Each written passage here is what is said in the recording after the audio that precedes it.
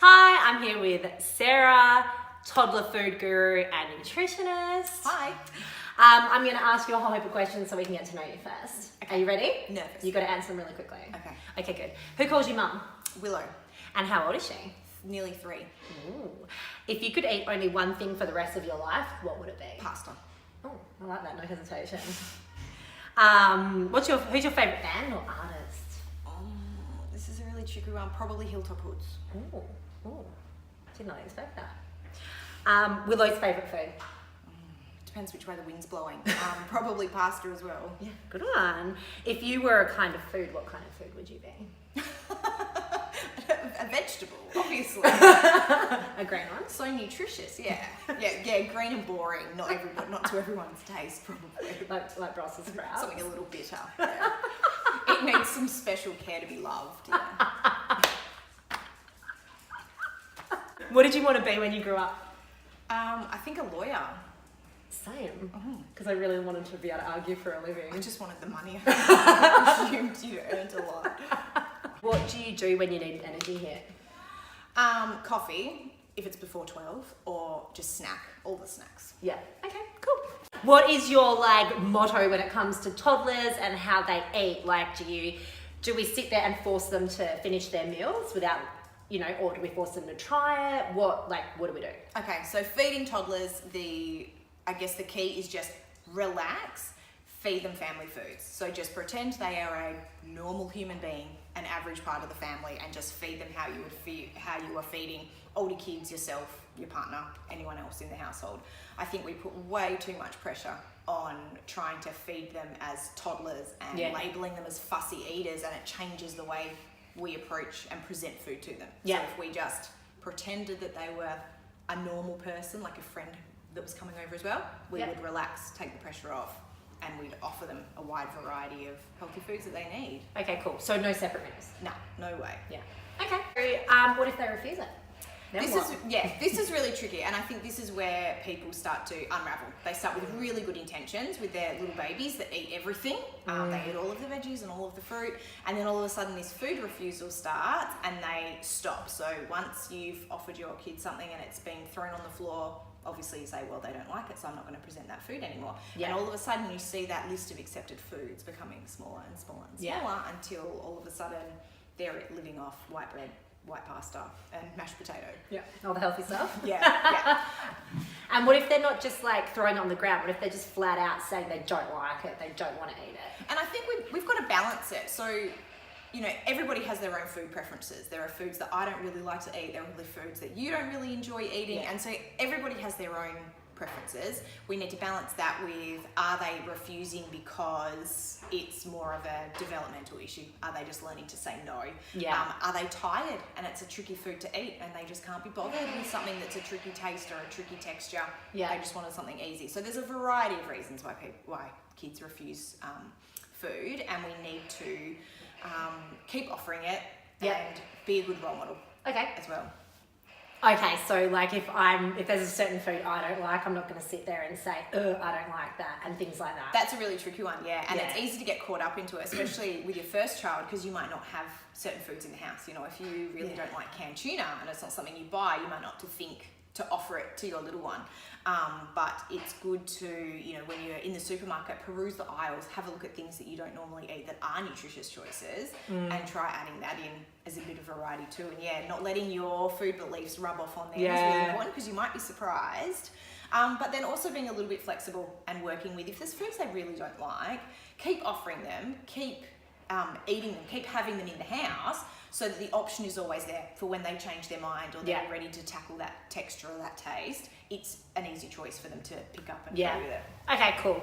If we're having dinner and I give her something and she's like, don't like that, then what do I do? Because at the moment, I'll just make her something else, because obviously I don't want her to go to bed hungry. And that's a pattern that we get into, isn't it? And then they learn, I don't really want to eat that, so I'm going to say no thanks, and mum's going to make me fruit toast, banana bread, whatever, dessert.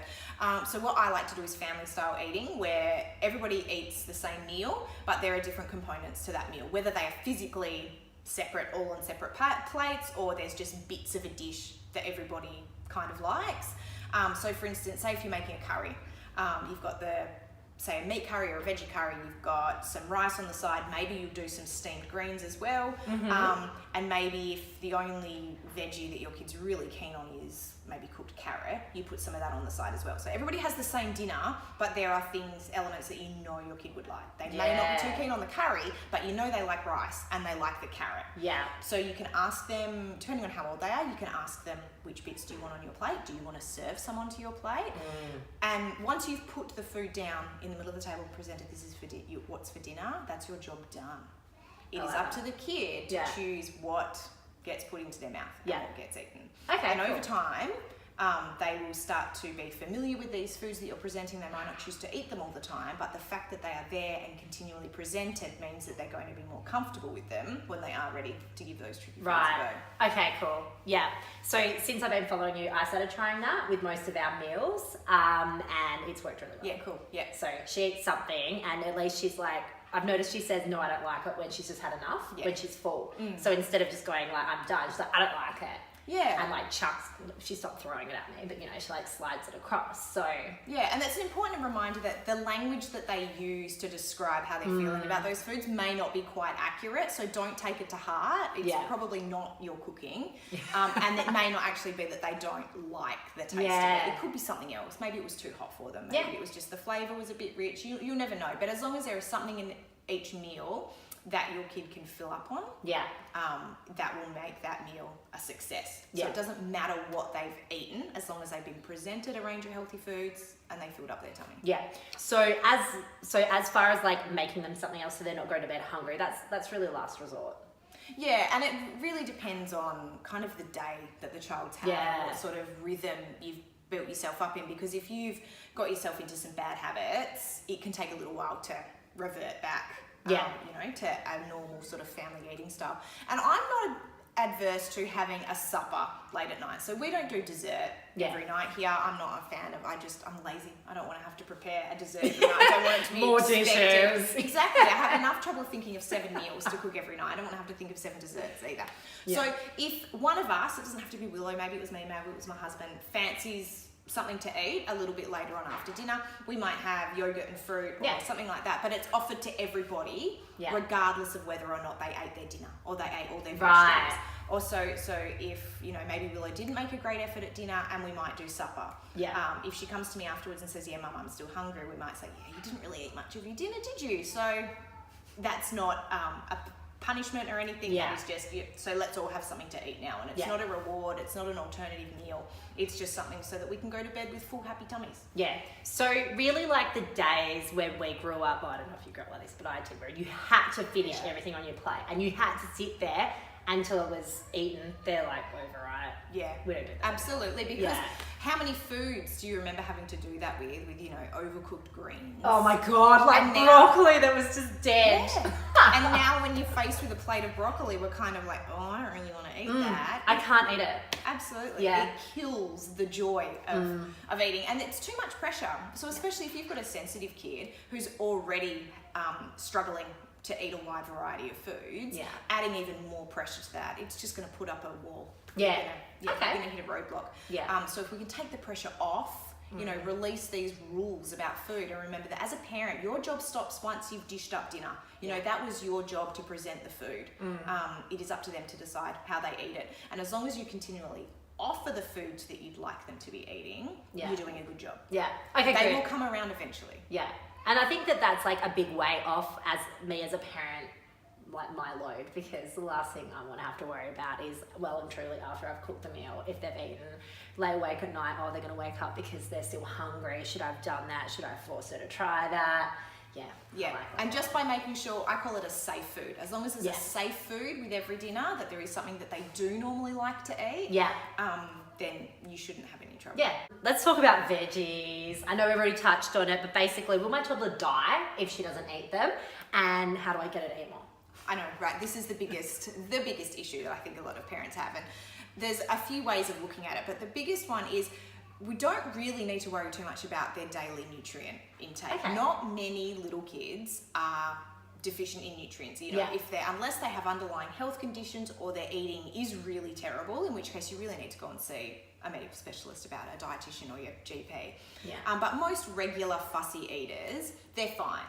Kids are amazingly resilient and they can extract any number of nutrients out of. The plainest food is still nutrient rich. You're still, you know, plain white pasta, it's still going to give you B vitamins and fiber and those sorts of things. So you don't need to be too caught up in making sure they get their recommended serves of everything.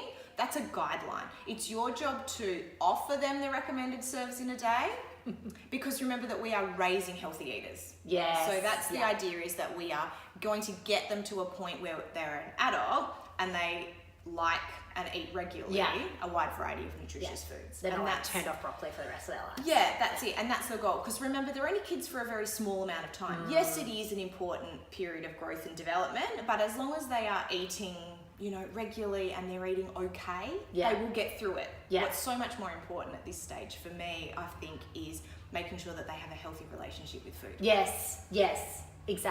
Exactly right. So that kind of, so basically like my kid can survive on pasta and bread and like porridge. It's not ideal, but they'll be fine. You know, you need to, obviously, if your kid is really fussy, you do need to keep an eye on things like constipation. If they're not eating iron-rich foods, then anemia can come into play. But if you've got a kid who's a fussy eater, just keep in touch with your GP and have regular conversations about what they're eating and what their health otherwise is. If they're getting sick often or you've got any concerns, it may be worth addressing, but most kids are really resilient. And I don't know many kids that meet, you know, how much fruit and veggies they're supposed to be having in a day, but they all come through in the end. They all, you know, usually by the time they start school, they're kind of back on track and they're where we sort of need them to be. So it's really them just asserting their authority at the moment. It can be. There's all sorts of different reasons why. And not all of it is because they are never going to eat that particular vegetable. They will get there. As long as they continue to be offered and you're eating them and they are a regular, normal part of your household, they will get there. Okay. All right. Awesome.